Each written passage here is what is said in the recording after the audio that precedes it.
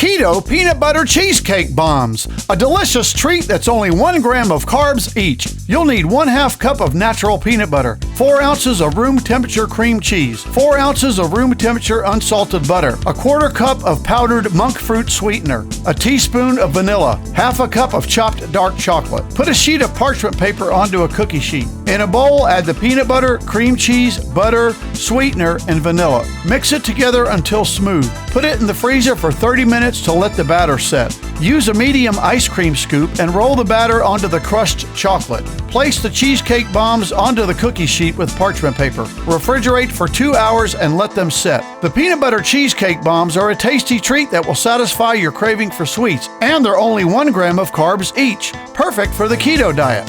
They were delicious. Until next time, bon appetit.